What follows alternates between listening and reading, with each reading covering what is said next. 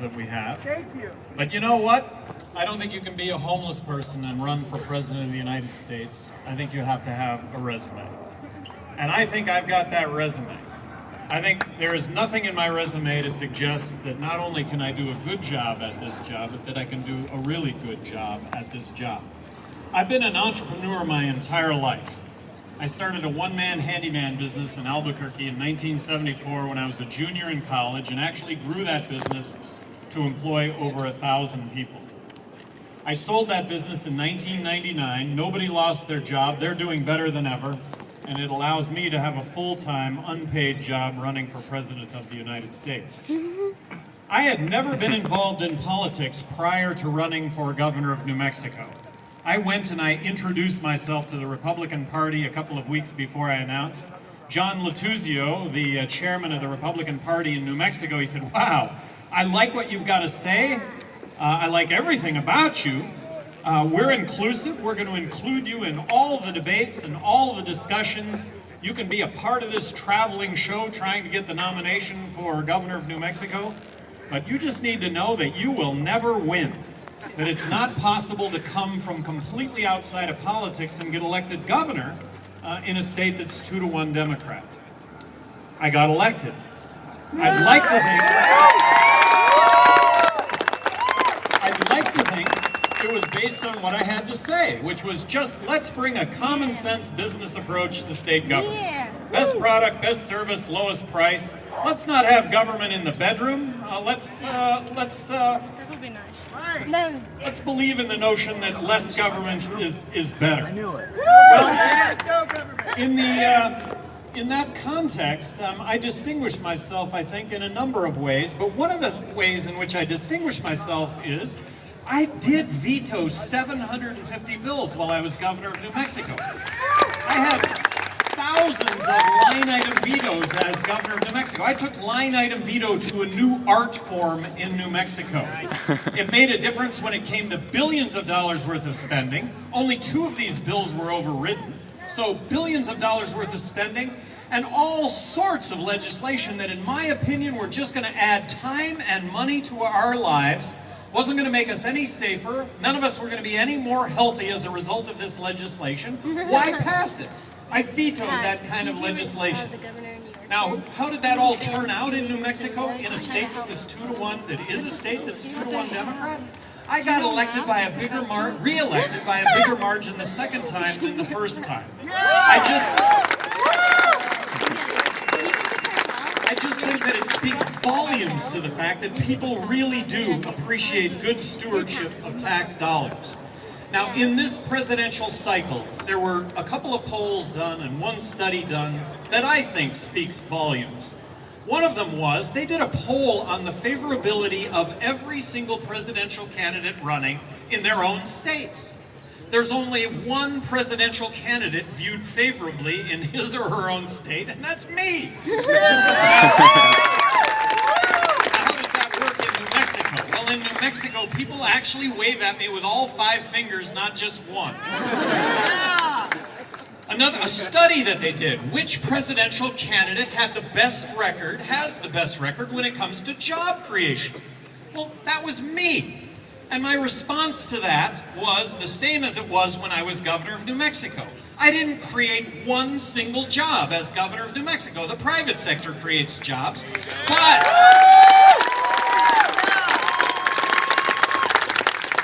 I controlled all the agencies. I appointed the heads of all the agencies. I appointed all the boards and commissions. I controlled all rules and regulations, and I want to say to you that rules and regulations got better on a daily basis, and they got better from the standpoint of just common sense.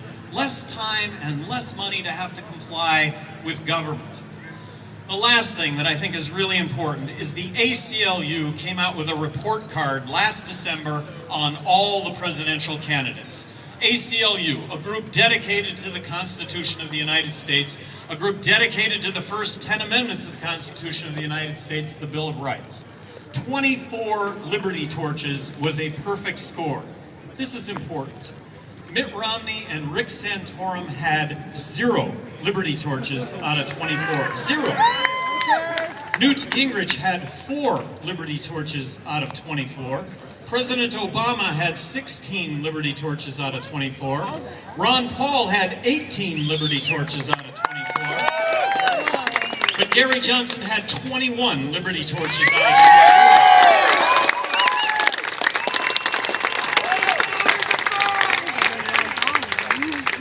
24. So, right now, I am on the ballot in 47 states and the District of Columbia.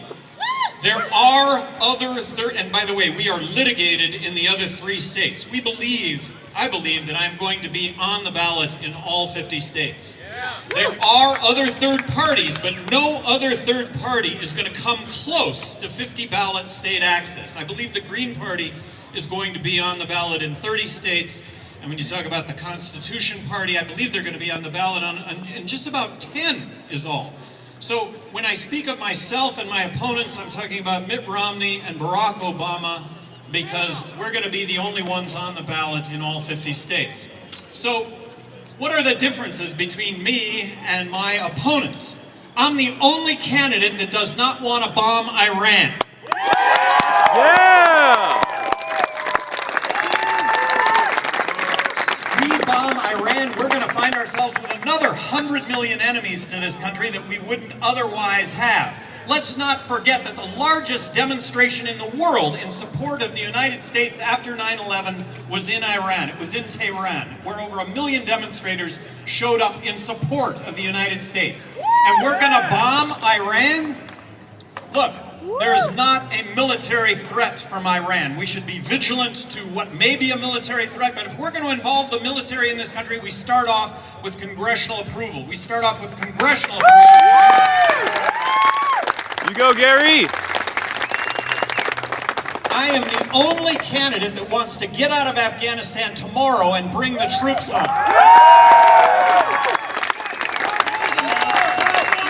Let's stop with these military interventions that have us with hundreds of millions of enemies to this country that, but for our military interventions, would otherwise not exist. And I have to tell you, the root of all evil are politicians that are going to save us from the ills of the world, and politicians that beat their chests and talk about saving us from the terrorist threat comes as a result of tens of thousands of innocent people in these countries where we militarily intervene. It comes with our men and servicewomen coming back in body bags.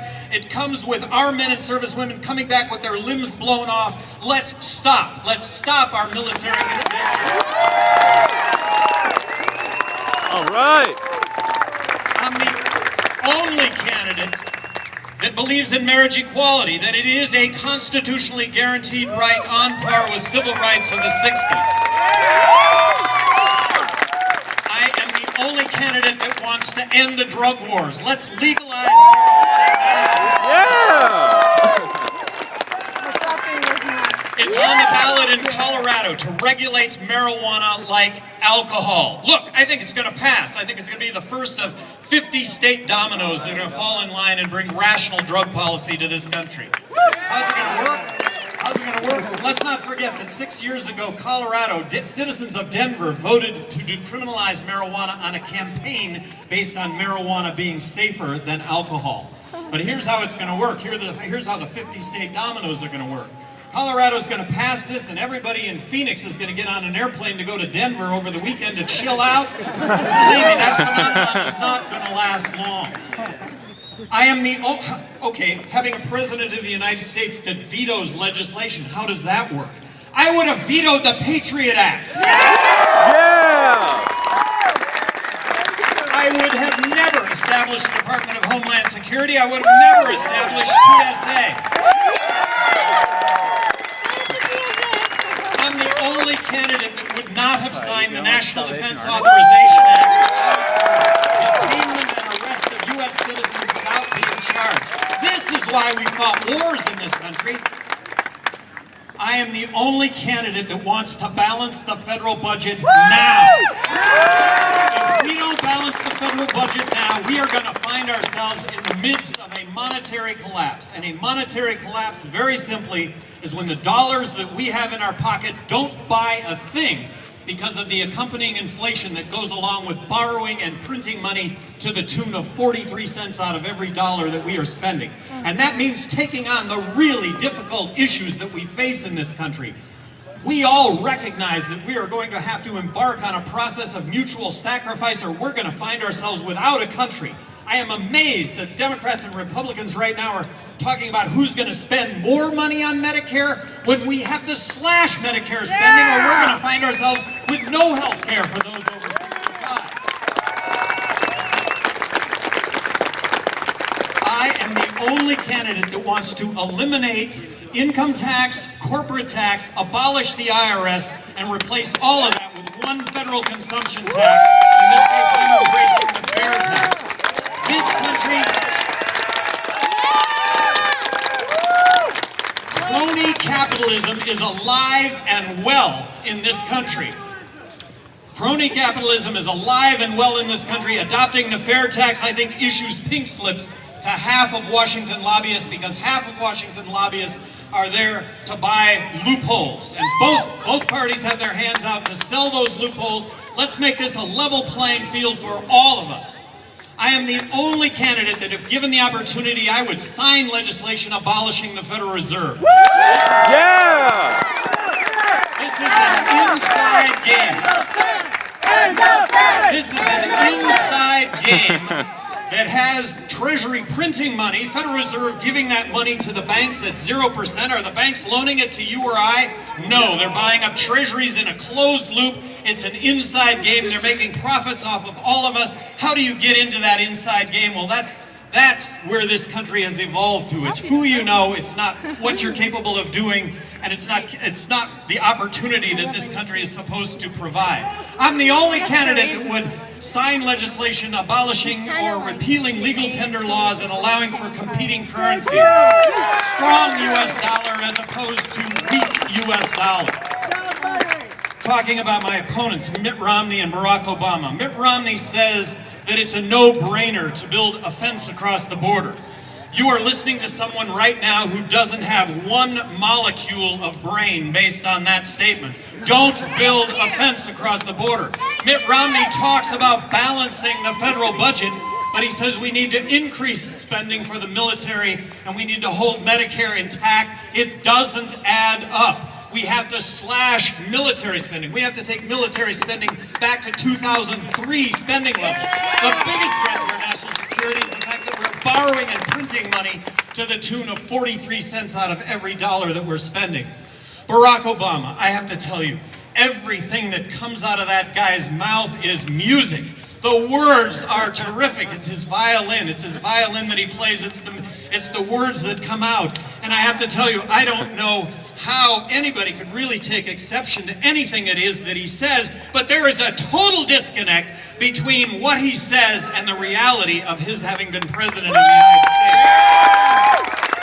He talks about medical marijuana. He promised, and just as an example, he promised that he would not crack down on medical marijuana facilities in states where legislatures or citizens voted to enact those programs. He is cracking down on medical marijuana facilities in Colorado and California. I don't get it. Right now I am on a 40 campus tour, universities, colleges nationwide. 20 colleges and universities, myself, Judge Jim Gray, my running mate, 20 colleges and universities. The reason that we're really targeting young people is young people in this country right now are getting screwed. I'm going to retire, I'm going to have health care, but you all are never going to be able to retire. You're not going to have health care. This is just not acceptable. We're asking you all to go overseas and risk your life that you should end up coming back in a body bag or with your limbs blown off. President Obama's health care plan right now, it's dependent on healthy people paying insurance premiums to cover those that aren't so healthy. Well, that's young people. That's a burden that falls on young people. And right now, young people are graduating from college with a home mortgage without a home. It's guaranteed student loans that have the price of college tuition so high. Take away government guaranteed student loans, tuition I guarantee you would be much, much, much lower. Yeah! wasted vote. How many of you have heard that if you vote for Gary Johnson, you're going to waste your vote? Wasting your vote is voting for somebody that you don't believe in. The way that we change things in this country is voting for who you believe in. Way to go, Gary. I want to ask you all something. I want to request something of all of you. Please, please, waste your vote. Vote for Gary Johnson. You know what happens? Gary Johnson's the next president of the United States, and I guarantee you, none of you will regret that. We will take on the issues that face this country. We all recognize it. We all recognize that it is mutual sacrifice on all of our parts, and that is the key word, mutual sacrifice. It's not a country that should be good for some and not good for others. That's what we're fighting for. Thank all of you for your activism. Thank you for being here today. Thank you for having me.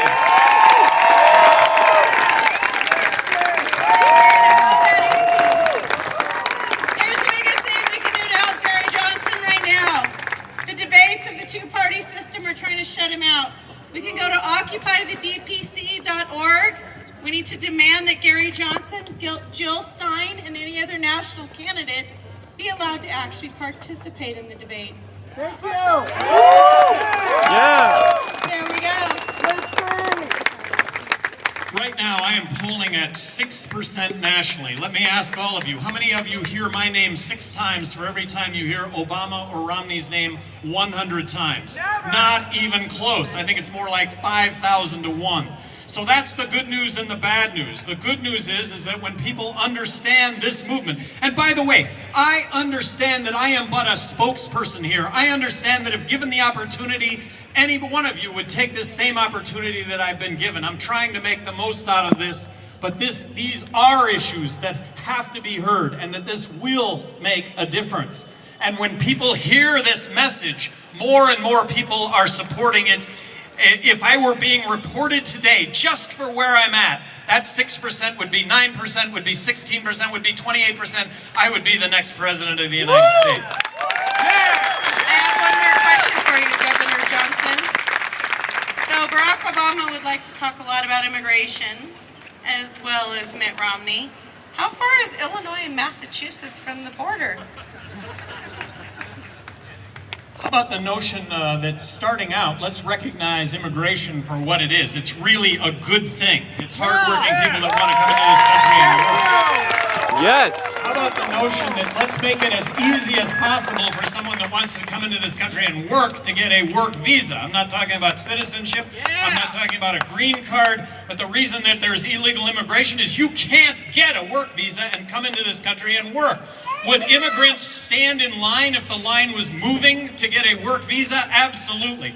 And then border violence. Everybody wants to address border violence with more guns. Can't we recognize that this is a prohibition phenomenon? Legalize marijuana and arguably 75% of that border violence goes away.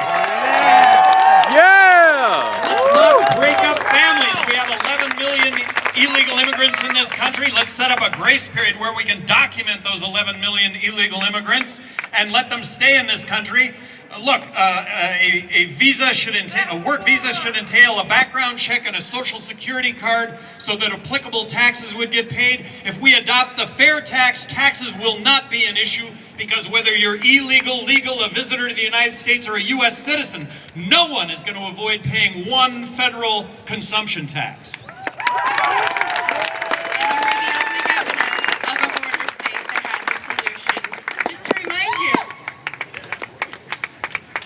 Any other words of advice, wisdom?